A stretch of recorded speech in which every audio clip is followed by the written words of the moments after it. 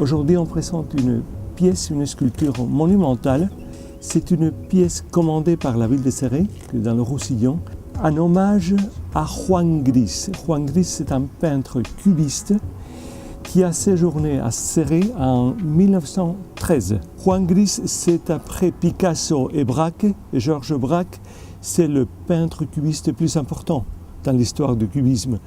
C'est le peintre qui a connu de tout début la naissance du cubisme. Il vivait à Paris, dans le même endroit où Picasso a fait évoluer, à partir des Demoiselles d'Avignon, a fait évoluer toute la peinture cubiste. J'avais déjà exposé à Céret, il connaissait mon travail, il savait qu'il y avait donc un projet de revalorisation des artistes cubistes qui ont séjourné à Céret.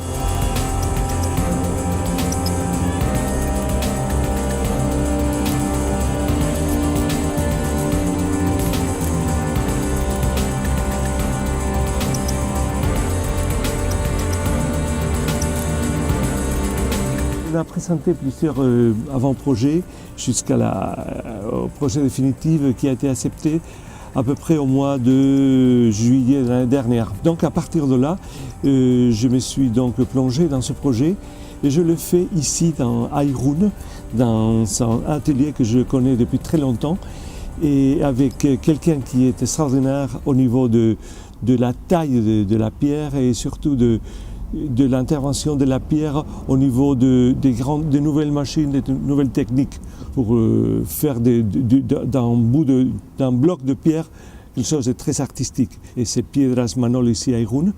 Et c'est donc avec lui qu'on a travaillé aussi bien qu'avec une chaudronnerie avec qui je travaille toujours depuis très longtemps.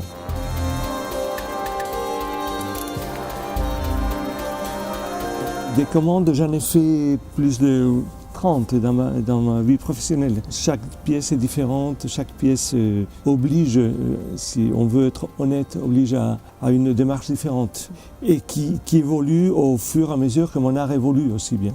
Et en ce moment, je me trouve très proche vraiment de cette décomposition qui est très proche aussi des cubistes. Il faut savoir que le cubisme, c'est un art qui s'applique à la peinture.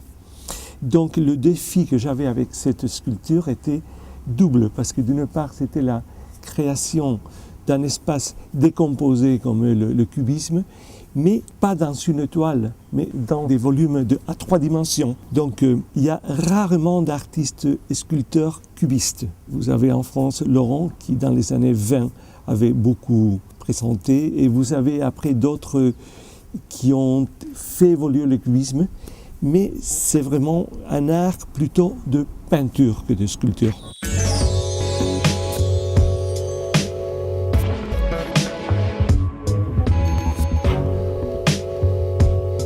On est donc sur un ensemble monumental composé de plusieurs pièces. D'une part, nous avons ce grand œil qui, à mon avis, ce serait l'œil évolutif de Juan Gris autour de sa peinture.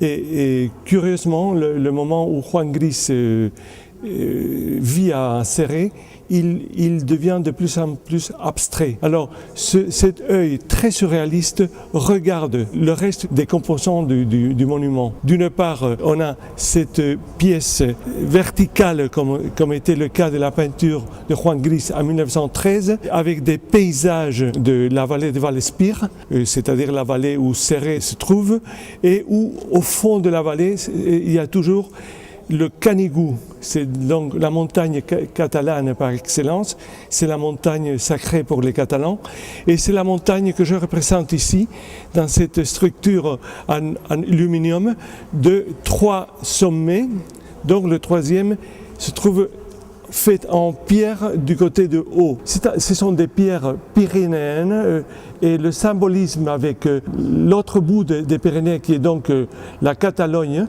est très très palpable. Et c'est ça que je voulais absolument, laisser une trace d'un pays à l'autre pays, en même temps qu'on est dans la France et on est dans l'Espagne.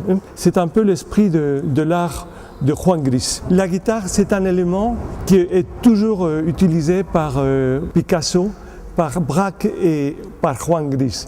Et la guitare, en plus, je ne sais pas pour quelle raison, la guitare a 4 cordes, qui est un peu ce qu'on appelle en Amérique latine le cuatro, et l'emploi presque en permanence Picasso et Juan Gris. Et par contre, le socle est en granit de Russie qui a été donné par un particulier collectionneur et que j'ai voulu absolument le faire intégrer par respect à cette collectionneur et aussi bien par amour à la couleur qui fait un contraste entre le gris de notre pierre pyrénéenne et le rouge de ce granit.